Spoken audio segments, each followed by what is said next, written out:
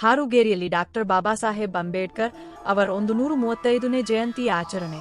ಹಾರುಗೇರಿ ಪಟ್ಟಣದ ಪುರಸಭೆ ಕಾರ್ಯಾಲಯದ ಆವರಣದಲ್ಲಿ ಭಾರತ ರತ್ನ ಸಂವಿಧಾನ ಶಿಲ್ಪಿ ಡಾಕ್ಟರ್ ಬಿ.ಆರ್. ಅಂಬೇಡ್ಕರ್ ಅವರ 135ನೇ ಜಯಂತಿ ಅತ್ಯಂತ ಭಕ್ತಿಭಾವದಿಂದ ಹಾಗೂ ವಿಜೃಂಭಣೆಯಿಂದ ಆಚರಿಸಲಾಯಿತು. ನಗರಾಭಿವೃದ್ಧಿ ಇಲಾಖೆ, ಪುರಸಭೆ ಹಾರುಗೇರಿ ಹಾಗೂ ಡಾಕ್ಟರ್ ಬಿ.ಆರ್. ಅಂಬೇಡ್ಕರ್ ಸಂಘಟನೆಗಳ ಸಂಯುಕ್ತ ಆಶ್ರಯದಲ್ಲಿ ನಡೆದ ಈ ಕಾರ್ಯಕ್ರಮಕ್ಕೆ ಕುಡಚಿ ಮತಕ್ಷೇತ್ರದ ಶಾಸಕ ಮಹೇಂದ್ರ ತಮ್ಮಣ್ಣವರ ಮುಖ್ಯ ಅತಿಥಿಗಳಾಗಿ ಆಗಮಿಸಿ ಡಾಕ್ಟರ್ ಅಂಬೇಡ್ಕರ್ ಅವರ ಭಾವಚಿತ್ರಕ್ಕೆ ಪುಷ್ಪಾರ್ಚನೆ ಸಲ್ಲಿಸುವ ಮೂಲಕ ಚಾಲನೆ ನೀಡಿದರು. ಈ ಸಂದರ್ಭದಲ್ಲಿ ಮಾತನಾಡಿದ ವೃಷಭೇಂದ್ರ ಶಿಕ್ಷಣ ಸಂಸ್ಥೆಯ ಆಡಳಿತಾಧಿಕಾರಿ ಹಾಗೂ ಸಾಹಿತಿ ಡಾಕ್ಟರ್ ವಿಠ್ಠಲ ಮಾಳಿ, ಡಾಕ್ಟರ್ ಅಂಬೇಡ್ಕರ್ ಅವರ ಜಯಂತಿಯನ್ನು ವಿಶ್ವದ ಸುಮಾರು 152 ದೇಶಗಳಲ್ಲಿ ಆಚರಿಸಲಾಗುತ್ತಿದೆ ಎಂಬುದು ಅವರ ಮಹತ್ವವನ್ನು ತೋರಿಸುತ್ತದೆ. ಭಾರತದ ಆತ್ಮ ಸಂವಿಧಾನವಾಗಿದ್ದರೆ ಸಂವಿಧಾನದ ಆತ್ಮ ಅಂಬೇಡ್ಕರ್ ಎಂದು ಅವರು ಹೇಳಿದರು. ಮುಖ್ಯ ಅತಿಥಿಗಳಾಗಿ ಭಾಗವಹಿಸಿದ್ದ ಎಕ್ಸಂಬ ಕಾಲೇಜಿನ ಉಪನ್ಯಾಸಕ ಮಲ್ಲಿಕಾರ್ಜುನ ನಡಗೇರಿ ಅವರು, ಶಿಕ್ಷಣವೇ ಮನುಷ್ಯನ ಭವಿಷ್ಯ ರೂಪಿಸುವ ಮೂಲ ಸಾಧನ, ಶಿಕ್ಷಣದಿಂದಲೇ ಸುಶಿಕ್ಷಿತ ಸಮಾಜ ನಿರ್ಮಾಣವಾಗಿ ಸಮಾನತೆ ಸಾಧಿಸಬಹುದು ಎಂಬುದು ಅಂಬೇಡ್ಕರ್ ಅವರ ಆಶಯವಾಗಿತ್ತು ಎಂದು ತಿಳಿಸಿದರು. ಸ್ವಾಗತವನ್ನು ವಹಿಸ್ತಾ ಇದ್ದಾರೆ. ಅದರ ಜೊತೆಗೆ ಅವರಿಗೆ ನಮ್ಮ ಪುರಸಭೆಯ ವತಿಯಿಂದ ಚಿಕ್ಕದಾದ ಸನ್ಮಾನ ಕಾರ್ಯಕ್ರಮ ಈಗ ನಡೆಯಲಿದೆ. ಪೌರ ಸನ್ಮಾನ, ಅದನ್ನ ಸ್ವೀಕರಿಸಬೇಕಾಗಿ ಅವರಲ್ಲಿ ವಿನಂತಿ. ಈ ಸನ್ಮಾನ ಕಾರ್ಯಕ್ರಮವನ್ನ ಅಧ್ಯಕ್ಷರು, ಉಪಾಧ್ಯಕ್ಷರು, ಸರ್ವ ಸದಸ್ಯರು ಸೇರಿಕೊಂಡು MLA ಅವರಿಗೆ ಪೌರ ಸನ್ಮಾನವನ್ನ ಮಾಡ್ತಾ ಇದ್ದಾರೆ. ಎಲ್ಲರಿಗೂ ಈ ಸಂದರ್ಭದಲ್ಲಿ ಧನ್ಯವಾದಗಳನ್ನು ಅರ್ಪಿಸ್ತಾ ಇದ್ದೇವೆ. ಕಾರ್ಯಕ್ರಮದ ಪ್ರಾಸ್ತಾವಿಕವಾಗಿ ಪುರಸಭೆ ಉಪಾಧ್ಯಕ್ಷ ಬಸವರಾಜ ಅರಕೇರಿ ಮಾಡಿದ್ದು ಎಲ್ಲರನ್ನೂ ಸ್ವಾಗತಿಸಿದರು. ಇದೇ ವೇಳೆ 3ನೇ ತರಗತಿಯ ವಿದ್ಯಾರ್ಥಿನಿ ಆದ್ಯ ಗವಾನಿ ಅವರು ಭಾರತೀಯ ಸಂವಿಧಾನದ ಪೀಠಿಕೆಯನ್ನು ಪಾಠವಾಗಿ ಹೇಳಿ ಎಲ್ಲರ ಗಮನ ಸೆಳೆದರು.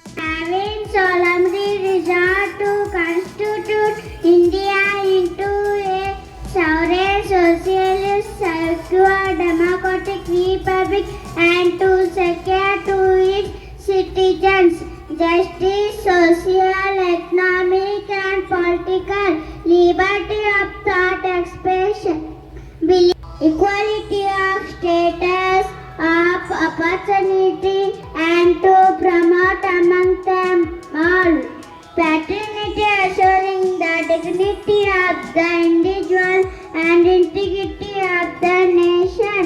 In our Constitution Assembly, this 26th day of November 1940, adopt an act give to ourselves this Constitution. Jai Bhim. ಈ ಸಂದರ್ಭದಲ್ಲಿ ಪುರಸಭೆ ಅಧ್ಯಕ್ಷ ಜ್ಞಾನೇಶ್ವರ ಧರ್ಮಟಿ, ರಾಮಣ್ಣ ಗಸ್ತಿ, ಕೃಷ್ಣ ಕಲ್ಲೋಳಿಕರ, ಆನಂದಗೌಡ ಪಾಟೀಲ, ನಾಗೇಶ್ ಕಾಮಶೆಟ್ಟಿ, ಬಸವರಾಜ ಕೋತ, ವಿನಾಯಕ ಮುಡಸಿ, ಶಿವಾನಂದ ದಳವಾಯಿ, ಅಪ್ಪಾಸಾಬ ಸರಿಕರ, ರಾಜು ಅರಳಿಕಟ್ಟಿ, ಬಸವರಾಜ ಚೌಗಲ, ಬುರನಸಾಬ ಶೇಖ್, ಮಹಾಂತೇಶ ಮುಗಳಖೋಡ, ಎಲ್ಬಿ ಬನಶಂಕರಿ, ಪರಗೌಡ ಉಮ್ಮರಾಣಿ, ಬಾಬುರಾವ ನಡೋಣಿ, ಶಶಿಧರ ಶಿಂಗೆ ಸೇರಿದಂತೆ ಅನೇಕ ಗಣ್ಯರು ಉಪಸ್ಥಿತರಿದ್ದರು. ಪುರಸಭೆ ಅಧಿಕಾರಿ ಬಸವರಾಜ ಮನಗೂಲಿ, ಸಿಪಿಐ ರತ್ನಕುಮಾರ ಜೀರಗಾಲ ಹಾಗೂ ಪಿಲಸ್ತ ಮಾಳಪ್ಪ ಪೂಜೇರಿ ಕಾರ್ಯಕ್ರಮದಲ್ಲಿ ಭಾಗವಹಿಸಿದ್ದರು. ಕಾರ್ಯಕ್ರಮ ನಿರೂಪಣೆಯನ್ನು ಅಶೋಕ್ ಅರಕೇರಿ ನೆರವೇರಿಸಿದ್ದು, ವಂದನಾರ್ಪಣೆಯನ್ನು ಕಾಮುಶಿಂಗೆ ಸಲ್ಲಿಸಿದರು. ವರದಿ ಹನುಮಂತ ಸಣ್ಣಕ್ಕಿನವರ, ನಮ್ಮ ಟೀಮ್, ಹಾರುಗೇರಿ. ಮಹಾತಾಯಿ ಭೀಮಾಬಾಯಿ ಅವರಿಗೆ ಹೆರಿಗೆ ನೋವು ಆರಂಭ ಆಗತ್ತೆ. ಅವರನ್ನ ಆಸ್ಪತ್ರೆಗೆ ಕರ್ಕೊಂಡು ಹೋಗಕ್ಕೆ ಯಾರೂ ಕೂಡ ಇಲ್ಲದೆ ಇದ್ದಾಗ ಭಾಗ್ಯ ಬಾಬಾ ರಾಮ್ಜಿ ಸಕ್ಪಾಲ್ ಸಮಯದ ಕಡೆಗೆ ನೋಡ್ತಾರೆ. ಇನ್ನು ಬಹುಶಃ ನನಗೊಂದು 14ನೇ ಮಗು ಜನಿಸಬಹುದು ಅಂತೇಳಿ ಅನ್ನುವಷ್ಟರಲ್ಲಿನೇ ಈ ಭೂಮಿಗೆ ಸಿಡಿಲಿನಂತೆ ಅಪ್ಪಳಿಸಿದ ಮಹಾನ್ ಮಾನವತಾವಾದಿ ಭೀಮರಾವ್ ರಾಮ್ಜಿ ಅಂಬೇಡ್ಕರ್ ಅವರ ಜನನವಾಗತ್ತೆ. ಅವತ್ತಿನಿಂದ ಹಿಡಿದು ಇವತ್ತು ಅವರು ಈ ದೇಶದಲ್ಲ, ಈ ಜಗತ್ತಿನೊಳಗನ ಶ್ರೇಷ್ಠ ವ್ಯಕ್ತಿಯಾಗಿ ಹೊರಹೊಮ್ಮಿರ್ತಕ್ಕಂಥ ಮಹಾನ್ ಚೇತನ. ಅವತ್ತು ಹುಟ್ಟಿದ ನಂತರದಲ್ಲಿ ಬಹುಶಃ ರಾಮ್ಜಿ ಸಕ್ಪಾಲ್ ಅವರಿಗೆ ಖುಷಿ ಆಯಿತು. ಬಹುಶಃ ನಮ್ಮ ಸಮಾಜವನ್ನ ಉದ್ಧಾರ ಮಾಡಲಿಕ್ಕೆ ಯಾರೋ ಆಗಮಿಸಿದ್ದಾರೆ. ಈ ನನ್ನ ಮಗು ಜಗತ್ತನ್ನೇ ಬೆರಗಾಗುವಂತೆ ಮಾಡೋದ್ರಲ್ಲಿ ಸಂದೇಹವಿಲ್ಲ ಎಂದು ತಿಳಿತಾರೆ. ಅದ ನಂತರ ಬಾಲ್ಯದಲ್ಲಿನೇ ಮಹಾಮಾನವತಾವಾದಿ ಬಾಬಾ ಸಾಹೇಬ್ ಅಂಬೇಡ್ಕರ್ ಅವರನ್ನ ಪ್ರೀತಿಯಿಂದ ಭಿವಾ ಭಿವಾ ಭಿವಾ ಅಂತ ಕರೀತಾರೆ. ಆ ಭಿವಾ ಪ್ರಾಥಮಿಕ ಶಾಲೆಗೆ ದಾಪೋಲಿಗೆ ಹೋಗ್ತಾರೆ. ಅಲ್ಲಿಂದ ಭಿವಾ ಅವ್ರಿಗೆ ಗೊತ್ತಾಗತ್ತೆ, ನಾನೊಬ್ಬ ಅಸ್ಪೃಶ್ಯ ಮನುಷ್ಯರಂತೆಯೇ ಬದಲಾಯಿಸಲಿಕ್ಕೆ ನಾನು ಹೋರಾಡಲೇಬೇಕು, ನಾನು ಶಿಕ್ಷಣ ಪಡ್ಕೊಳ್ಳೇಬೇಕು, ಶಿಕ್ಷಣದ ಮಹತ್ವದಿದೆ, ನನಗೆ ಮಹಾತ್ಮ ಜ್ಯೋತಿಬಾ ಫುಲೆರ ಶಿಕ್ಷಣ ತಗೊಳ್ಬೇಕಾಗಿದೆ, ಛತ್ರಪತಿ ಶಿವಾಜಿ ಮಹಾರಾಜರ ಸ್ವರಾಜ್ಯವನ್ನ ಈ ದೇಶದಲ್ಲಿ ಸ್ಥಾಪಿಸಬೇಕಾಗಿದೆ ಅನ್ನೋ ಕಾರಣಕ್ಕಾಗಿ ಡಾಕ್ಟರ್ ಬಾಬಾ ಸಾಹೇಬ್ ಅಂಬೇಡ್ಕರ್ ಪ್ರಾಥಮಿಕ ಶಾಲೆಯಿಂದ ಹಿಡಿದು ಪರೀಕ್ಷೆಯನ್ನ ಪ್ರತಿ ಪರೀಕ್ಷೆಯಲ್ಲಿ ಉತ್ತೀರ್ಣರಾಗ್ತಾ SSLC ಪರೀಕ್ಷೆಗೆ ಹೋಗ್ತಾರೆ. SSLC ಮ್ಯಾಟ್ರಿಕ್ಯುಲೇಷನ್ ಪರೀಕ್ಷೆಗೆ ಹೋಗ್ಬೇಕಾದ್ರೆ ಭೀಮಾತನ ತಂದೆಯ ಜೊತೆಗೆ ಪರೀಕ್ಷೆಗೆ ಹೋಗ್ತಾರೆ. ಪರೀಕ್ಷೆಗೆ ಹೋದಾಗ ವಸ್ತಿ ಕಡೆ ತಾಲೂಕಾ ಪ್ರದೇಶಕ್ಕೆ ಹೋಗ್ಬೇಕಾಗಿತ್ತು. ಅವಾಗೆಲ್ಲ ಸೆಂಟರ್ಗಳು ಇರ್ತಾ ಇರಲಿಲ್ಲ. ಪರೀಕ್ಷೆಗೆ ಹೋದಾಗ ಬಾಬಾ ಸಾಹೇಬ್ ಅಂಬೇಡ್ಕರ್ ಅವ್ರ ತಂದೆ ಜೊತೆಗೆ ಹೋಗ್ತಾರೆ. ಮೊದಲನೇ ಪೇಪರ್ ಅನ್ನ ಬರೆದು ಬರ್ತಾರೆ. ತಂದೆ ಹೇಳ್ತಾರೆ, ಆಯ್ತು ಈಗ ನೆಕ್ಸ್ಟ್ ನಾಳೆ ಪೇಪರ್ ಇದೆ, ಅಭ್ಯಾಸ ಮಾಡ್ಬೇಕು ಭೀಮಾ, ನೀನು ಓದು, ಊಟ ಮಾಡು, ಓದು. ಒಂದು ದಿವಸ ಇತ್ತು ಭೀಮಾ ಊಟ ಮಾಡ್ತಾರೆ. ಆ ಒಬ್ಬರನ್ನ ನೇಮಿಸೋರು ಇದ್ರು. ಏನು ಅಂತಂದ್ರೆ ಅವ್ರು Gulbarga university vice chancellor doctor Pote ಅವರು. ಪೋತೆ ಸರ್ ಅನ್ನು ಸಂಪರ್ಕಿಸಿದಾಗ ಆ ಪೋತೆ ಸರ್ ಅವರು, ಇಲ್ಲ ನಾನು ಒಂದು ವಾರ್ಡ್ ಬಾಬಾ ಸಾಹೇಬರು ನಮಗ ಅರ್ಥ ಆಗ್ತಾರೆ. ನಾನು 2 ಮಾತುಗಳನ್ನ ಕೇಳಬೇಕು ಅಂತಂದ್ರೆ, ಇಡೀ ನಮ್ಮ ದೇಶದೊಳಗ ನ್ಯಾಷನಲ್ ಫೆಸ್ಟಿವಲ್ ಅಂತ ಹೇಳ್ತೀವಲ್ಲ, ರಾಷ್ಟ್ರೀಯ ಹಬ್ಬಗಳು 4 ಹಬ್ಬಗಳು. ಒಂದು ಹಬ್ಬ ಸ್ವಾತಂತ್ರ್ಯೋತ್ಸವ, 2ನೇ ಹಬ್ಬ ಗಣರಾಜ್ಯೋತ್ಸವ, 3ನೇ ಹಬ್ಬ ಅಕ್ಟೋಬರ್ 2 ಗಾಂಧಿ ಜಯಂತಿ, 4ನೇ ಹಬ್ಬ ಏಪ್ರಿಲ್ 14 ಡಾಕ್ಟರ್ ಬಾಬಾ ಸಾಹೇಬರ ಜಯಂತಿ. ಮುಗಿದು ನನಗ ಇನ್ನೂ ಒಂದು ವಿಚಿತ್ರವಾದಂತಹ ಸಂಗತಿ ನಾನು ಯೋಚನೆ ಮಾಡಿದ್ದೀನಿ.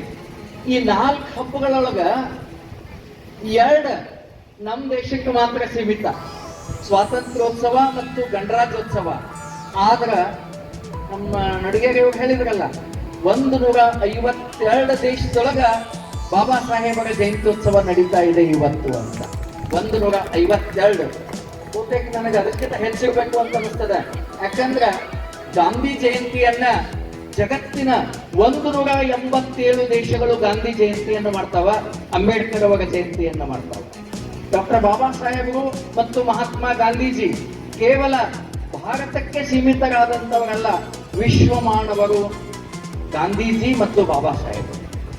ಆ 2 ಇನ್ನೊಂದು ವಿಚಾರ ಅದನ್ನ ಅವ್ರು ಹೇಳಿದ್ರು, ನಾನೊಂದಿಷ್ಟು ಸ್ಪಷ್ಟವಾಗಿ ಹೇಳ್ತೀನಿ. ಇವತ್ತ ನಮ್ಮ ಆರೋಗ್ಯಗಳಿಗೆ ಬಹಳ ಜಯಂತಿಗಳಾಗ್ತಾವ, ಆದ್ರೆ ಯಾವ ಜಯಂತಿಗೂ ಇಲ್ಲದಷ್ಟು ಕಟೌಟ ಬಾಬಾ ಸಾಹೇಬರ ಜಯಂತಿಗೆ ಅದಾವ. ಅದಕ್ಕೆ ಅವ್ರು ಬರುವಾಗ ಹೇಳ್ರು, ಅಲ್ಲಿಂದ ಇಲ್ಲಿಂದ ಎಲ್ಲಾ ಕಡೆ ನಡೀತದ ಅಂತ. ನಾನು ನಮ್ಮ ಶಾಸಕರು ಬಂದಿದ್ರಲ್ಲ, ಶಾಸಕರಿಗೆ ನಂಗೊಂದು ಮಾತಾಡಿದ್ರು, ಬಹುತೇಕ ಅದು ನನಗೂ ಅನ್ವಯ ಆಗ್ತೇನೋ ಅಂತ. ಯಾವ ಸಮಾರಂಭದಲ್ಲಿ ಕುರ್ಚಿ ಖಾಲಿ ಇದ್ರೆ ನಡೀತದೆ, ಬಾಬಾ ಸಾಹೇಬರ ಸಮಾರಂಭದಲ್ಲಿ ಕುರ್ಚಿ ಖಾಲಿ ಇರಬಾರ್ದು. ಯಾಕೆ ಖಾಲಿ ಇರಬಾರ್ದು ಅಂತಂದ್ರೆ, ಕುರ್ಚಿ ಖಾಲಿ ಇದ್ದು ಅಂದ್ರೆ ಇನ್ನು ಮುಂದೆ ದೇಶಕ್ಕೆ ಭವಿಷ್ಯ ಇಲ್ಲ ಅಂತ ತಿಳ್ಕೊಬೇಕು. ಅದು ಸಂಕೇತ ಅದು. ಆದ್ರೆ ನಮ್ಮ ಯುವಕರು ಇನ್ನಷ್ಟು ಇರ್ಬೇಕಾಗಿತ್ತು, ಅವ್ರ ಮಾತು ಕೇಳ್ಬೇಕಾಗಿತ್ತು. ಬೇಕಾಗಿದ್ದು ಯುವ ಶಕ್ತಿ. ಇವತ್ತ ಮೆರವಣಿಗೆ ನಡೀತದೆ ಅಂತಂದ್ರೆ 1000 ಮಂದಿ ಇರ್ತಾರೆ, ಇಲ್ಲ ಮೋಟ್ರ್ ಅದರೊಳಗೆ ಆರೋಗ್ಯಗಂತೂ ಯಾವುದೇ ಜಯಂತಿ ಇದ್ದ ದಿವಸ ಮೋಟರ್ ಸೈಕಲ್ ಸೈಲೆನ್ಸರ್ ಪೈಪ ಇರೋದು, ಕಿತ್ತು ತೆಗೆದ ಓಡಿಸಾಡ್ತಿರ್ತಾರೆ. ಅದು ಅಭಿಮಾನ. ಅದನ್ನ ನಾನು ಏನು ಅನ್ಯತಾ ಭಾವಿಸೋದಿಲ್ಲ, ಅದು ಅಭಿಮಾನ. ನೀವು ಡಾಕ್ಟರ್ ಬಾಬಾ ಸಾಹೇಬರ ಕಟೌಟ್ ಹಚ್ತಿರಲ್ಲ, ಅದು ನಿಮ್ಮ ಅಭಿಮಾನ. ಮೆರವಣಿಗೆ ಮಾಡುವಾಗ ಸಹಸ್ರ ಜನತೆ ಕೂಡ್ತಿರಲ್ಲ, ಅದು ಬಾಬಾ ಸಾಹೇಬರ ಮೇಲಿನ ಅಭಿಮಾನ. ಆದ್ರೆ ಒಂದು ಕಳಕಳಿ ನನ್ನದು, ಕೇವಲ ಅಭಿಮಾನಕ್ಕೆ ಸೀಮಿತ ಆಗಬಾರದು, ಅದು ಡಾಕ್ಟರ್ ಬಾಬಾ ಸಾಹೇಬರ ಅರಿವಾಗಿ ಕನ್ವರ್ಟ್ ಆಗಬೇಕು, ಪರಿವರ್ತನೆ ಆಗಬೇಕು. ಅಭಿಮಾನ ಯಾವಾಗ ಅರಿವಾಗ್ತದಲ್ಲ, ಅವಾಗ ಬಾಬಾ ಸಾಹೇಬರ ಆತ್ಮಕ್ಕೆ ತೃಪ್ತಿ ಸಿಗ್ತದ, ಅವಾಗ ಬಾಬಾ ಸಾಹೇಬರ ಕನಸು ನನಸಾಗ್ತದ.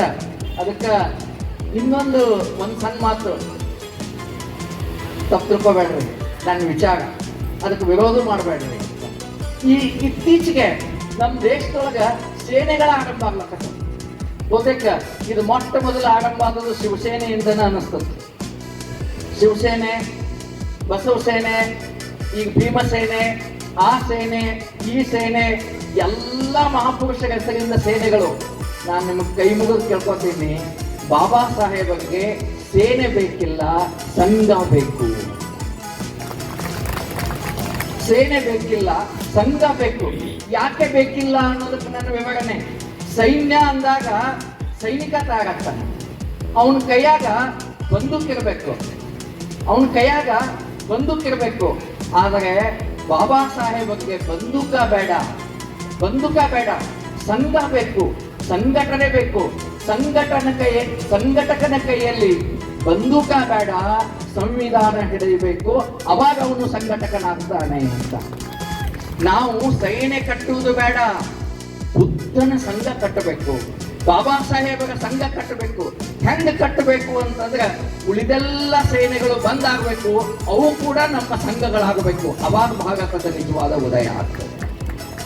ಇದನ್ನೊಂದು ಕೊನೆಯದೊಂದು ಮಾತು ಮುಗಿಸ್ತೀನಿ.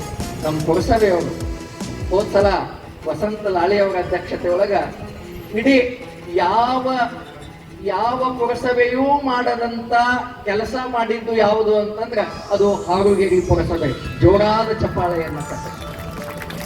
ನಮ್ಮ ಮನಗುಳಿಯವರು ಎಲ್ಲ ಸದಸ್ಯರು ಡಾಕ್ಟರ್ ಬಾಬಾ ಸಾಹೇಬ್ ಅಂಬೇಡ್ಕರ್ ಅವರ ಜಯಂತ್ಯೋತ್ಸವವನ್ನು ಈ ತರ ಮಾಡುವುದರ ಮೂಲಕ ಎಲ್ಲಾ ಪುರಸಭೆಗಳಿಗೂ ಗ್ರಾಮ ಪಂಚಾಯಿತಿಗಳಿಗೂ ಒಂದು ಪರಿಪಾಠವನ್ನ ಹಾಕಿಕೊಟ್ರು. ಅದಕ್ಕ ಇವತ್ತು ಅಧ್ಯಕ್ಷರಾದದ್ದು ನಮ್ಮ ಜ್ಞಾನದೇವ್ ಧರ್ಮಟ್ಟಿ ಅವರನ್ನ ಅಧ್ಯಕ್ಷರನ್ನ ಮಾಡಿದ್ದು ಸಂವಿಧಾನ. ಬಸವರಾಜ್ ಅವರನ್ನ ಉಪಾಧ್ಯಕ್ಷ ಮಾಡಿದ್ದು ಸಂವಿಧಾನ. ಭಾರತದ ಆತ್ಮ ಡಾಕ್ಟರ್ ಬಾಬಾ ಸಾಹೇಬ್ ಅಂಬೇಡ್ಕರ್ ಅವರು. ಸಂವಿಧಾನದ ಆತ್ಮ ಡಾಕ್ಟರ್ ಬಾಬಾ ಸಾಹೇಬ್ ಅಂಬೇಡ್ಕರ್ ಅವರು. ಭಾರತ ಸಂವಿಧಾನ ಸಭೆ ಅನ್ನೋದು ನಮ್ಮೆಲ್ಲರ ಅಭಿಮಾನ ಅಂತ.